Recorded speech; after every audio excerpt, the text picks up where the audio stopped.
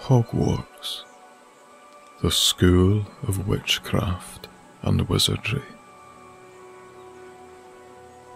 For thousands of years it had been the epicenter of all things magical, mystical, and mysterious. And ever since you'd left Paris and helped the Philosopher's Stone to safety, it had become your home, your hospice, your very own magical world. After befriending 3 students by the names of Ron, Hermione, and Harry, they'd helped you accustom to Hogwarts life, and the 4 of you looked out for each other. However, such is the way in this wizarding world. Your life would soon take a remarkable and momentous turn. So, as always, lie back and take a nice deep breath. Welcome to Snooze with Sam, and welcome to this magical Harry Potter series, the Chronicles of Hogwarts.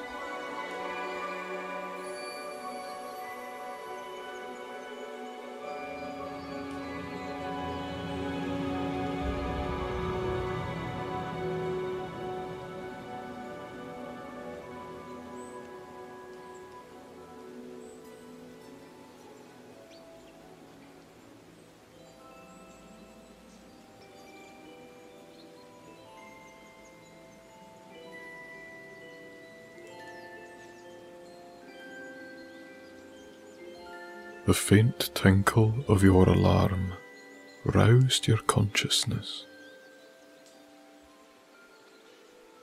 It was a soft sound, musical. You never did like frightening yourself into motion. The mornings, like the rest of your time, were best enjoyed at a leisurely pace. No rushing, no panic, and no distractions. All very in the moment, and that's how you liked it.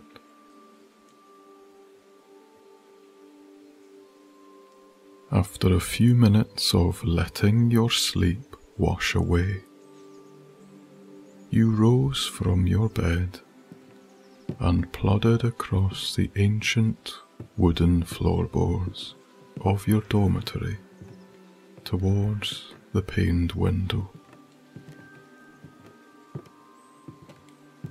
It was a little steamy. It must have been a fresh morning outside. So with a clenched sleeve of your gown, you rubbed a little gap onto one of the panes and peered through it to the outside world.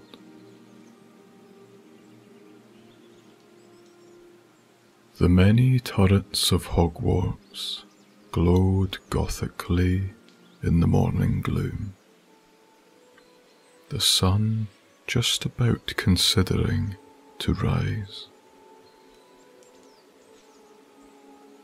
On the far horizon, deep segments of fiery orange blazed beneath smoky clouds. The steeples and slate tiles of the towers glistened before the morning light with only the odd candlelit window showing any signs of other waking witches and wizards.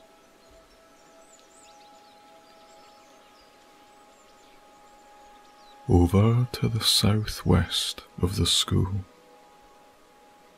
far below the cliffs, was the lake, still peacefully asleep.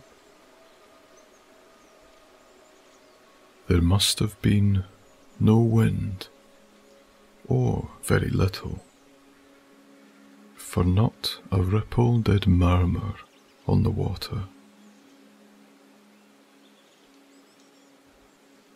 Further south still sat the dimly lit, quaint village of Hogsmeade, which you now knew very well indeed, since having first arrived with the Philosopher's Stone in an effort to keep it safe, everyone at Hogwarts had made you feel very welcome.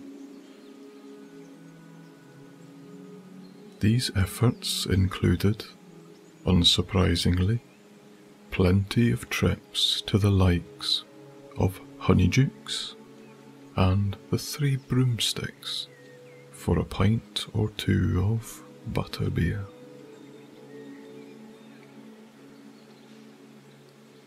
The vast expanses of the grounds of Hogwarts never failed to amaze you.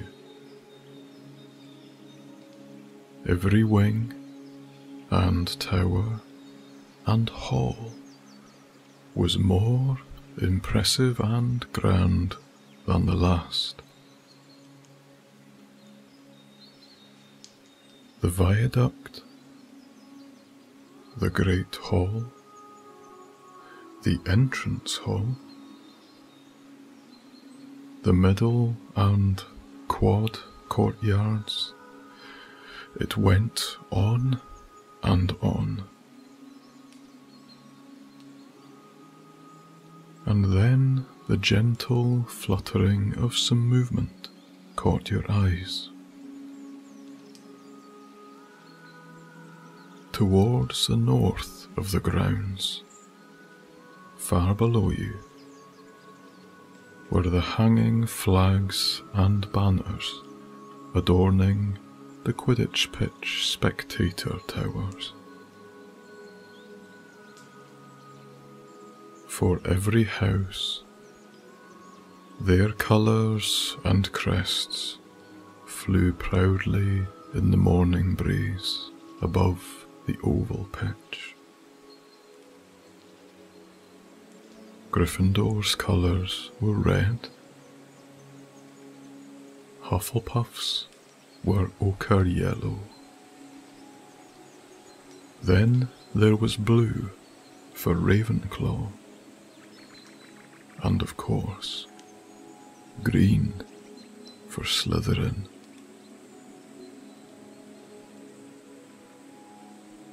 At that present moment in time, the pitch remained lifeless and quiet. It would have to wait another few hours yet before it saw the first action of the day.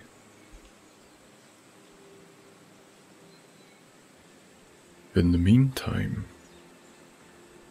you respected your body and mind's desire to break the day gently. First things first, coffee. You prepared a wee one upon your stovetop in the corner of your dorm. There are many ways and methods to creating the perfect brew. However, the simplicity and therapeutic nature of a stove-fired espresso maker always brought you much joy. Hearing it hiss and gurgle and bubble up to the top. It was a performance which befit the honour of first drink of the day.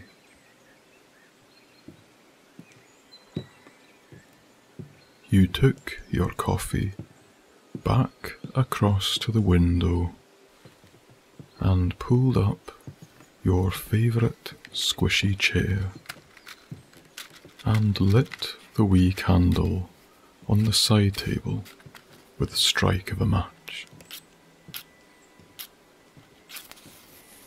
Here you sat, very much contented, sipping the delicious brew, drinking in the sunrise, reflecting on the past few months in Hogwarts.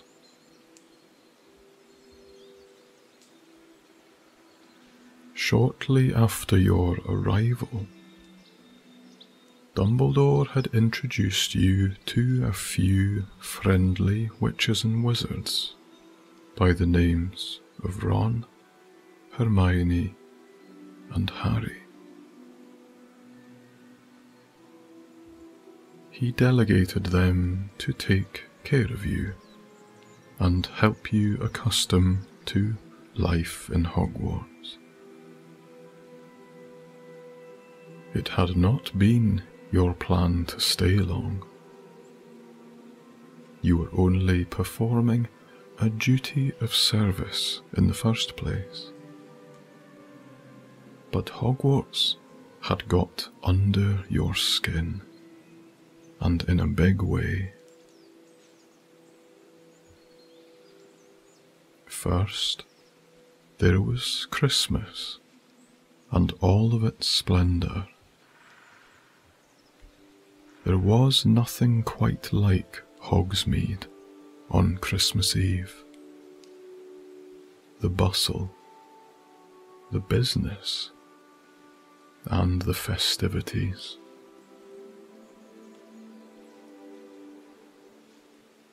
Your friends had all got you very sweet and thoughtful gifts too, which you had loved opening by the fireplace. Then, in the new year, the four of you had heard rumours of dragons having been smuggled on campus, and you suspected Hagrid had involvement, because, well, he usually did, when it came to that sort of thing. The less said about that, the better, you thought. That needed its own story altogether.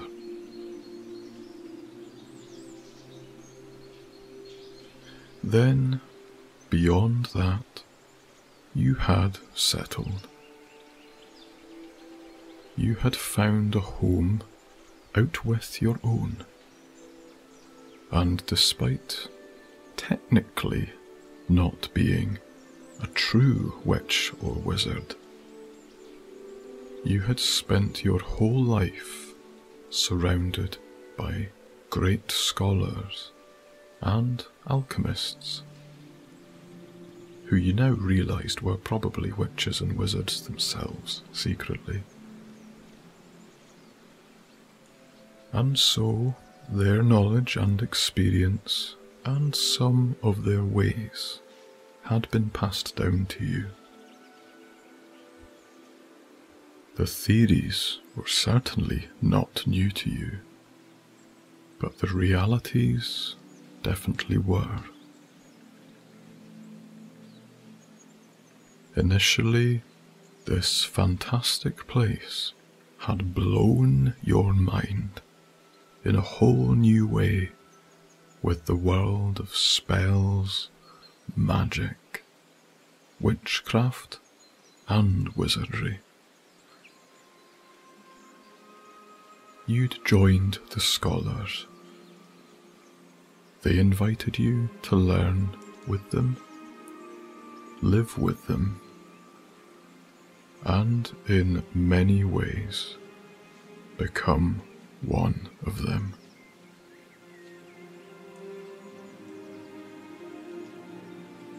And then, with that thought in mind, you finished your coffee, checked your pocket watch, and saw it fit to get ready for your day as a pupil of Hogwarts School. You brushed your teeth and washed your face and donned your school robe, not forgetting your beautiful cedar wand, freshly acquired from Ollivander's not a few weeks before. You would definitely be needing that today. Thumbing the pages in your diary, you checked the day's schedule. You knew you had at least a pair of classes to attend. Scrolling down the days of the month, you confirmed this. At 10 AM, potions, and 12 PM at midday, Herbology. Fantastic, you thought to yourself. Two of your favourites, though you severely hoped that Professor Snape would opt for a less foul mood than usual. You knew deep down this was optimism at its finest. He was a dark and fascinating character, and one who spared little in the way of mercy for a novice like yourself. And then there was Professor Sprout, who would be taking your Herbology class. She was a real sweetheart in every way possible.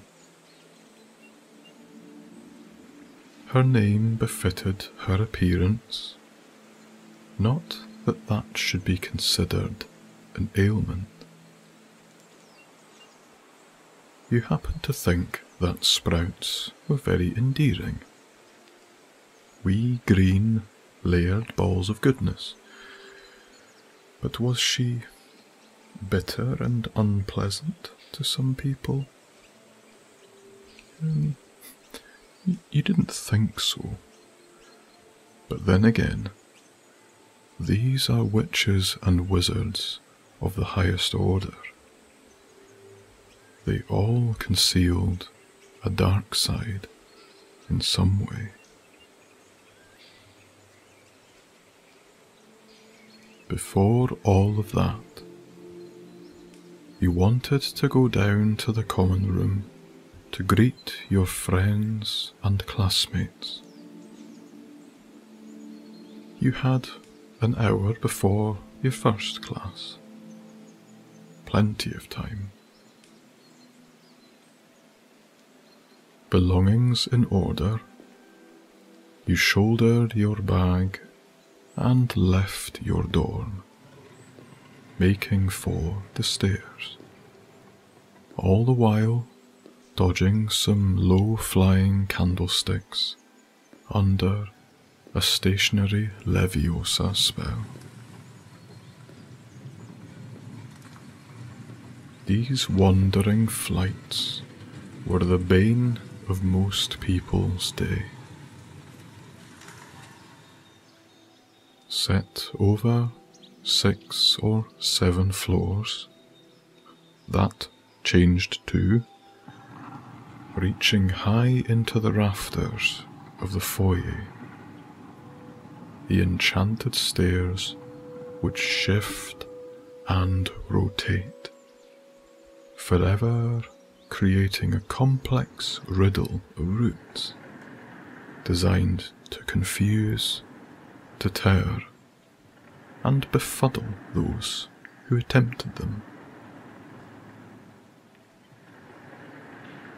Occasionally, the stairs won, and you had to give up and neglect your destination.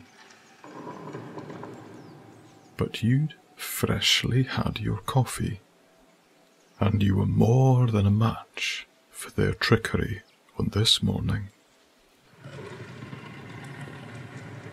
With a hop, skip, and the odd scrabble, you clawed your way up 3 floors, managing to predict or anticipate the swinging changes of route before they got the better of you.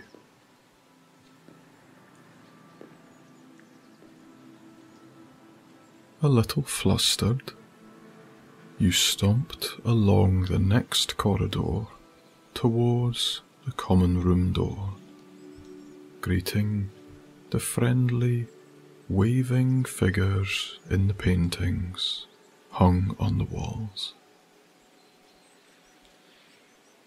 After a few moments, you'd arrived. A large, heavy oak thing with a painting of a shawled and robed woman on the front.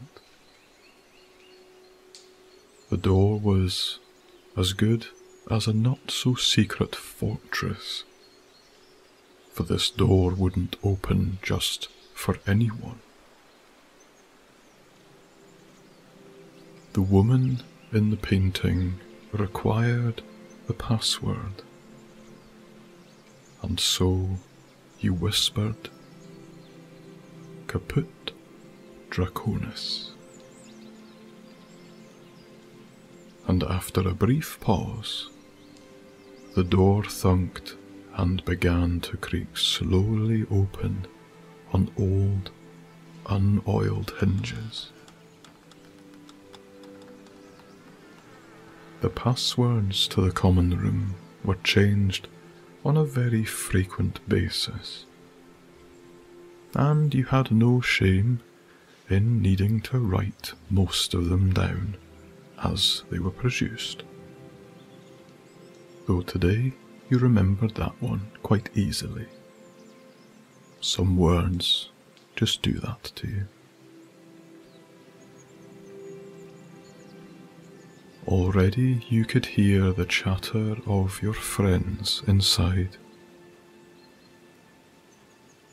Stepping through, the door creaked shut as slowly as it had opened. You wandered through to the main living space, where a dozen or so students were all gabbing away or hurriedly scribbling notes and homework ahead of the day. Sat together on the main sofa in front of a softly glowing fire were your 3 good friends, Ron, Harry, and Hermione. Promptly you wished them all a very good morning, and they turned to greet you, all smiles of their own.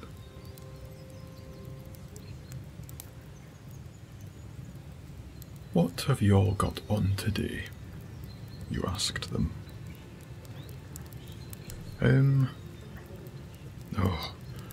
Potions first, with Snape," Ron sneered. "And then Herbology, I think." Ron really didn't get on well with Snape. They seemed to have it out for each other, or shared a mutual lack of patience for the other. You found it quite funny, to be honest. Same here. Fancy that, Hermione piped up, with a hint of sarcasm. It's as if we all share the same timetable. Well, yes, I suppose you're right, as usual, you replied with a teasing grin. How about you, Mr. Potter? I take it you will be joining us for our classes? I guess I will be. I don't really have much choice, do I? After a wee while of chit-chat, Ron seemed rather quiet, which was unusual. He was staring a little vacantly into the middle distance. Noting this, you asked if everything was all right, as if disturbing him from a daydream. He quickly nodded and shook his head. Yes, I'm fine. It's just something I saw earlier on. I was passing through the corridor down from Felch's office, and I saw someone I didn't recognise looking really suspicious outside the door to the cellars.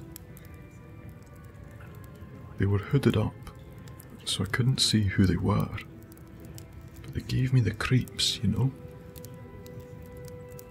I thought to wait and keep my distance, or get someone else's attention, but when I looked back around, they were gone. Like, vanished.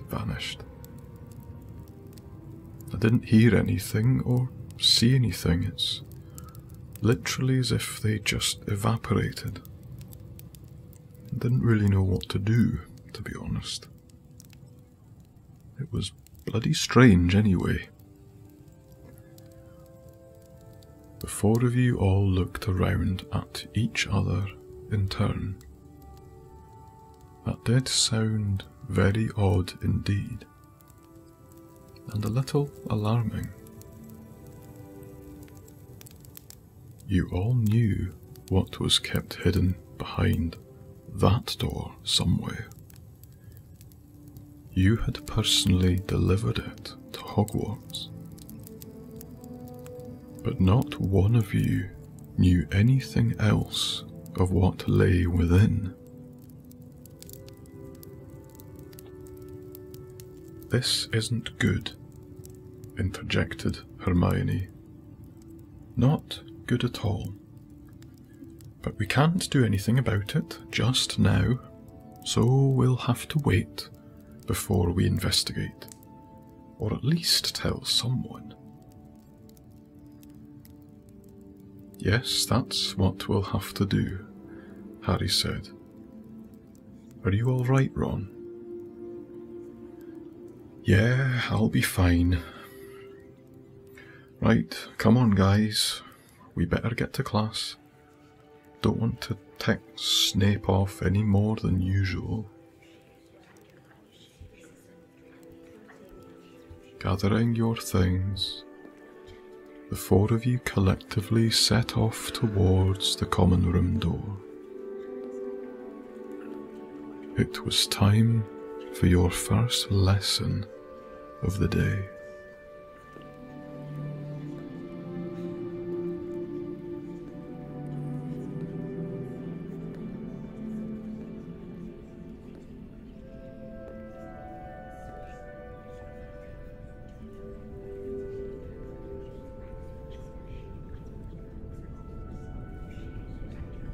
Everyone flooded through the doorway and into the classroom a few minutes ahead of 10 o'clock. It paid to never be late for this class, for Snape was impatient and stood for little in the way of disobedience. It really wasn't worth the hassle. The room was dark, dingy, but somehow magical all at once, with a huge domed roof of stonework which seemed to disappear into the gloom above. Yourself, Harry, Ron and Hermione all settled at the same table. The classroom gave the impression of more of a lab than a sit-down class. There were protective gloves and cauldrons and flasks and vials and a large multi-shelf of glass-jarred ingredients along one wall. The class included a familiar face or two, such as Parvati Patel, and, of course, your other friend, Seamus Finnegan. All was quiet for a minute more, right until Severus Snape burst in through the doorway, almost rattling the door itself off the wall. It swung and closed with a metallic bang.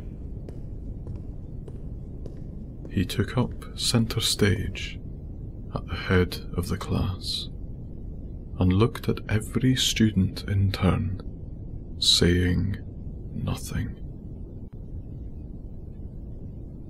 You could hear only the sound of a grand clock faintly ticking. No one dared a breath.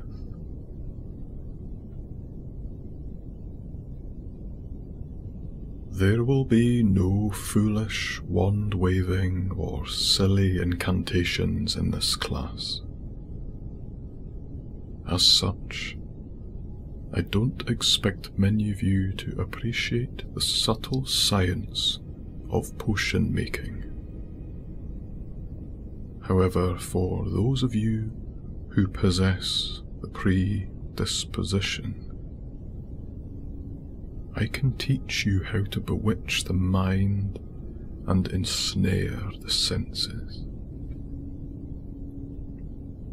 I can tell you how to brew glory, bottle fame, and even put a stopper in death.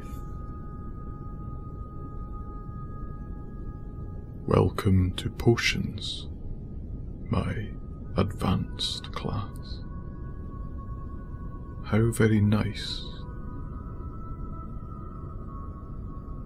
Now if you all begin by opening your copies of Advanced Potion Making. At this point, Harry raised a hand. Professor Snape, Ron and I didn't know if we'd be taking this class until recently, so we don't have textbooks. Is it alright if we share them in the meantime? How convenient, Snape said. The class has a few old copies still. Over there, by the flask cupboard. Harry slid over and rummaged in the desk and pulled out 2 battered copies. There you are. One for you, Harry, and Rupert, was it? Ron said, very disgruntled. Very well, Snape said. Now, before we begin, you've all had the opportunity to observe these 3 cauldrons on your way in. He gestured at 3 cauldrons bubbling away with different contents in front of his desk. Can any of you hazard a guess at what is in any of them? Hermione raised her hand. Snape indicated she should answer. Hermione then pointed at each cauldron in turn. That's Polyjuice Potion, sir, and that's Veritaserum, and that is Amortentia. Snape looked subtly taken aback, but remained mostly unperturbed. Correct, Miss Granger. Those are the 3 potions. I must admit I didn't expect anyone to get the Amortentia. It is very rare. Hermione felt the need to justify herself. I recognized the mother-of-pearl sheen and the steam rising in characteristic spirals. Snape raised an eyebrow. Well, I shall have to keep an eye on you, young woman. You have great promise. Either that, or you must be watched very carefully for any deviation. Now, everyone, I have a little incentive for your first lesson. He held up a tiny sealed vial full of golden liquid. The name of this potion is Felix Felicis. I expect, Miss Granger, that you can tell me what that is.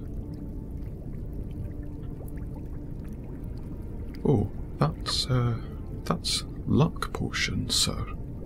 Liquid luck. Indeed. Quite controlled except in the most minute doses, and highly illegal in sporting events, examinations, or elections.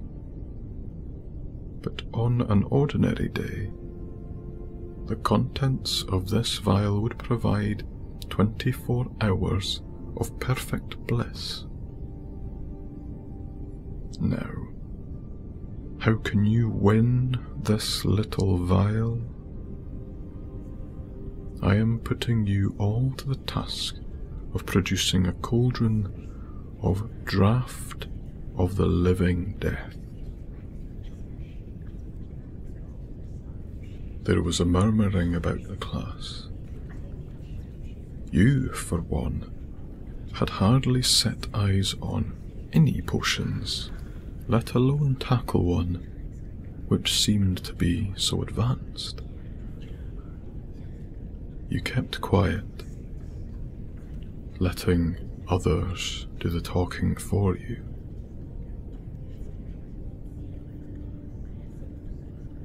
It is far more advanced than anything you have done so far, or can likely do. Snape spoke casting his doubt.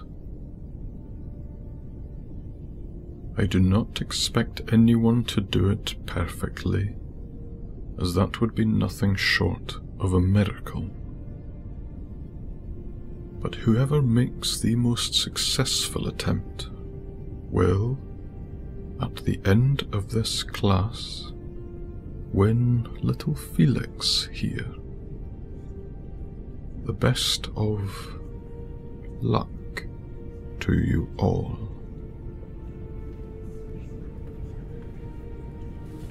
Ron and Harry and most of the rest of the class opened their books. Hermione was already heading to the storage shelves. Ron thumbed a page or two. They were draft of the living death. Oh, here we go. Both you and Harry also found the page. Harry looked a little concerned. Mine's all marked up with notes, he said. Ron also browsed his pages.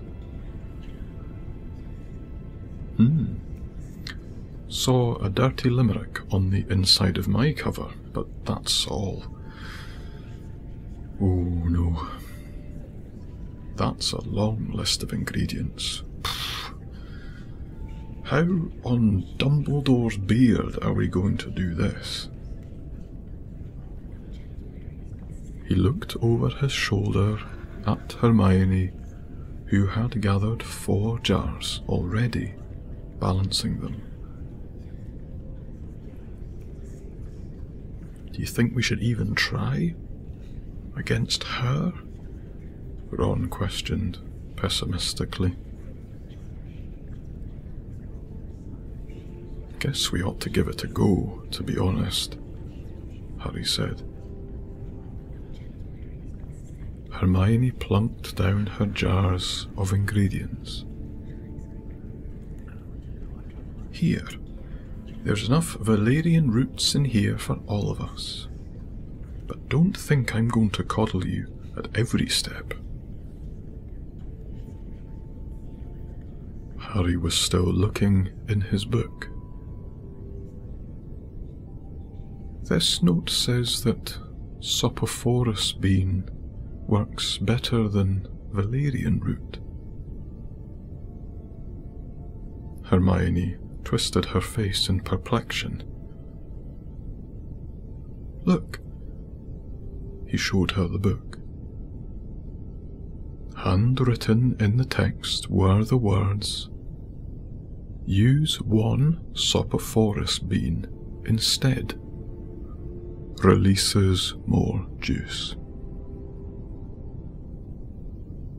Hermione scanned her own eyes across this little note. She read aloud, "Releases more juice." Well, I'm not going to take the word of some unknown person's notes over the text. You do as you please. She turned back to her own cauldron. You, Harry, and Ron exchanged a look. Then Ron shrugged and turned back to his own book. Harry looked at the text again, then turned to get his ingredients. In front of him was a jar of Sopophorus beans. He panned them, having a closer look, both front and back, thinking to himself and weighing up the option. You looked at him and gave him that go for it, what's the worst that can happen type look. And With a raised eyebrow frown, Harry nodded and took the beans back to your desk.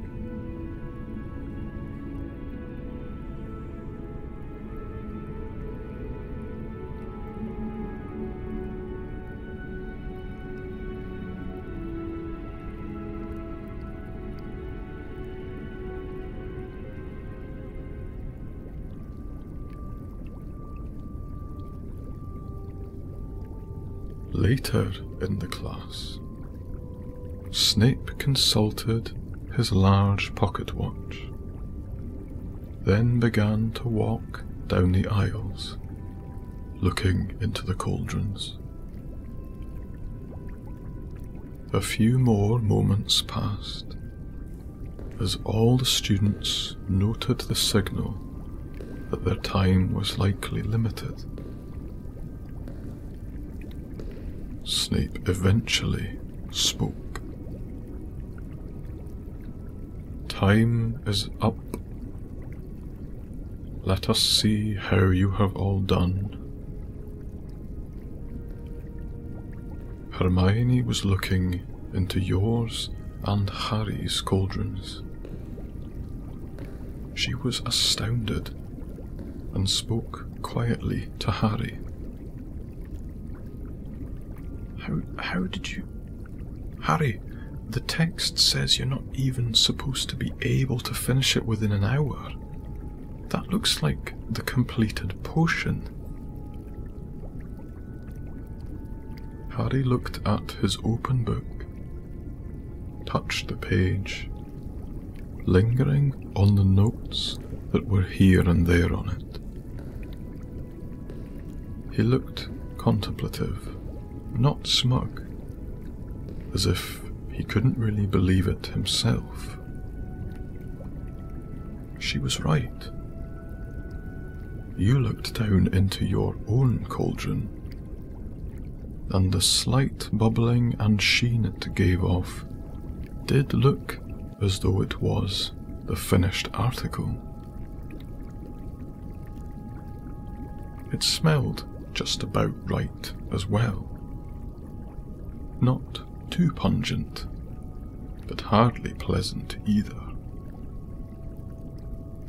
Frankly, it was already a miracle that you'd reached this stage. You just copied both Harry and Ron, hoping for the best. Snape continued to admire everyone's efforts, hovering around the class. "That is not a potion. Very good. You used a brass stirring rod, didn't you? Mr. Finnegan? Too bad. Very good. That is adequate. This is simply abysmal. Miss Patil, that will do, I suppose." He arrived at yours, Harry, Ron's, and Hermione's desk. "Well, Miss Granger, I could have expected you would do well. Very nice indeed. I think..." He then saw yours and Harry's cauldrons and stopped short. My, Harry Potter. It seems as though you and your friend have somehow stolen a little premature luck. I was not wrong about you. You have your mother's cleverness, don't you? Or is it deviousness? It looks very nearly complete, even in such a short time. Snape looked down his nose at you both, as if to dispatch judgment and suspicion. Reluctantly, he said, "Class, it seems we have a pair of winners." He handed the Felix Felicis to you both. Harry was quietly respectful, still not quite able to believe the results. You both thanked him. Remember, no sporting competitions. Do you understand, Mr. Potter? All right, class. Very nicely done for today. Everyone began to pack up. Hermione put her things in her bag with a neutral expression, not looking at either you or Harry. Harry saw this. "I suppose you think we cheated?" She looked up at him, obviously not quite wanting to go that far with her thoughts. She chose words that were a gentle compromise. "Well, you had help. Just because it worked once, I wouldn't believe everything those notes say. You can get in trouble trying unknown things in magic." "Whose books were they anyway?" You picked up the textbook in question and looked inside the front cover. You then looked inside the back cover. Written in the same hand were the words, "This book is the property of Quirinus Quirrell." The four of you exchanged a look. It was a mix of quiet admiration, but also wariness. These days, he was a professor at the school, teaching defense against the dark arts. Though seeing his name, it reminded the four of you that you hadn't seen him for a few days, which was very odd. It seemed a little too coincidental. Either way, this was no time for speculation. You had another class to attend.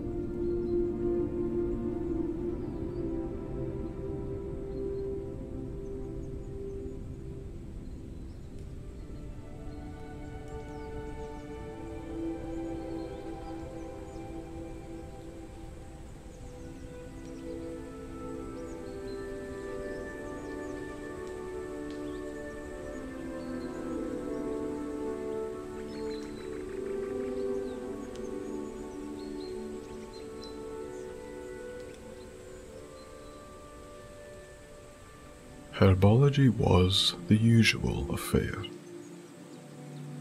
and on the day's agenda, Professor Sprout had the Gryffindors and Hufflepuffs extracting bubotuber pus, and even in the present moment, you had no idea what that was exactly.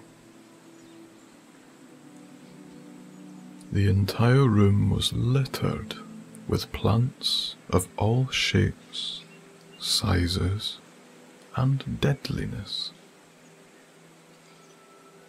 At the beginning of her every class, Professor Sprout, in her scatterbrained way, would always utter a few words of caution before commencing work, and say, "Remember, students, everything has the ability to flight, bite, and fright.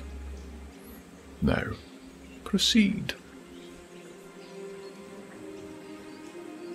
Ron could hardly help himself at the idea of extracting pus from anything, even if it was just a plant. It was a grotesque-looking thing, all the same, with garish green leaves which shot out from the stem, and a large, slug-like body. Ron looked at it with a grimace. "Did you say we have to squeeze these things, Professor Sprout? For what again?" "Pus, Weasley. Pus. And it's extremely valuable, so don't waste it. You will collect the pus, I say, in these bottles. Wear your dragon hide gloves. It can do funny things to the skin when undiluted booba-tuber pus." You looked down at the thing in front of you with a bit of a grimace of your own. This portion of the plant also squirmed of its own violation. The surface of a booba-tuber was covered in shiny protrusions, which, when squeezed, yielded a thick, yellowish-green pus that had an odour akin to that of petrol. It was extremely valuable for its acne-curing abilities. However, if touched undiluted, it could leave painful boils on the skin. For this reason, dragon hide gloves were recommended to be worn whilst handling raw booba-tuber pus.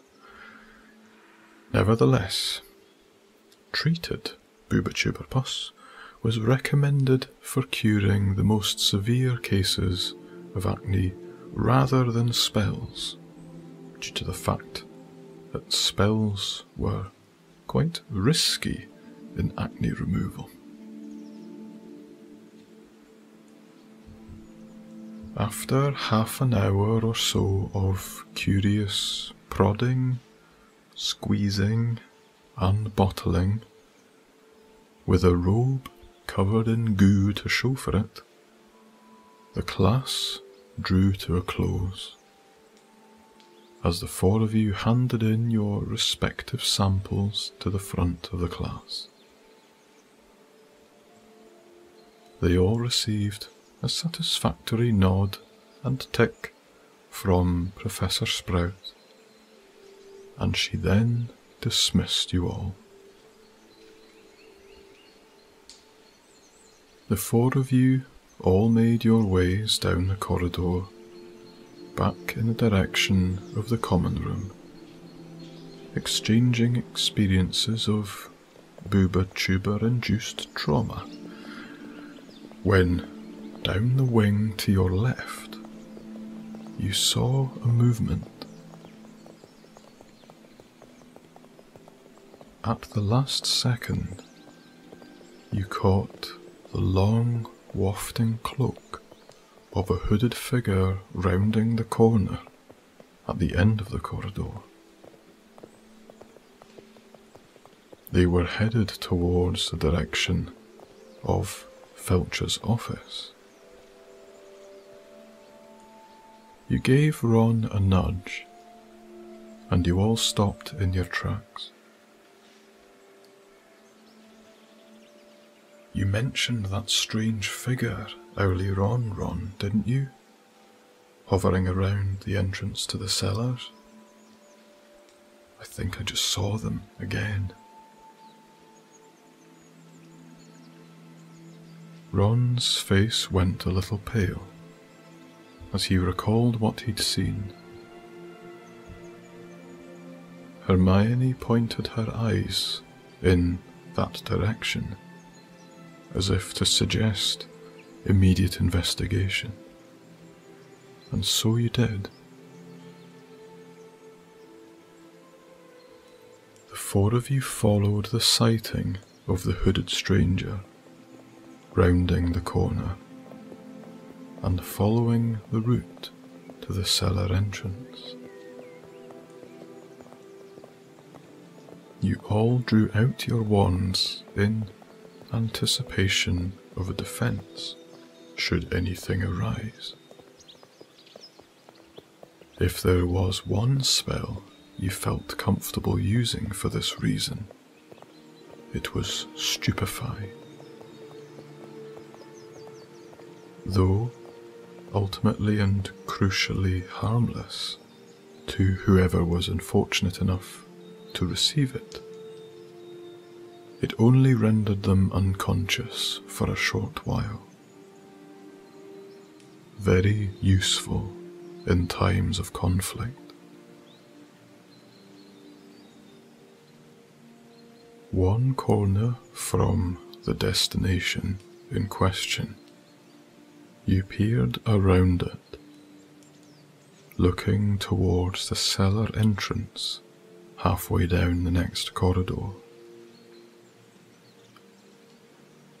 And there they were. The mysterious person was hunched over themselves, trying to hide what they were doing. But through a gap, you could see. In their right hand, and from the tip of their wand, you saw a little trickle of dark purple stream enter and spark with the heavy lock on the door.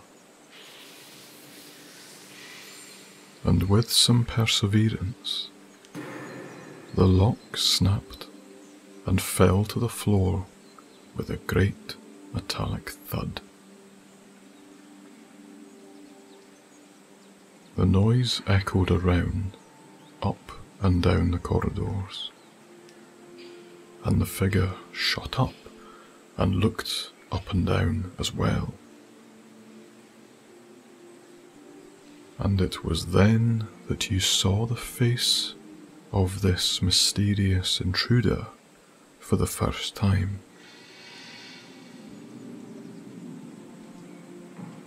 Picking up the padlock on the floor, they hurried through the doorway to the cellar and pulled it shut behind them, with not a further sound.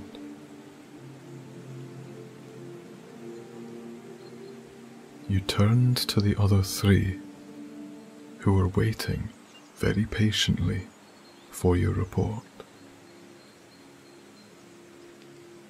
"Well," Harry said, "what did you see?"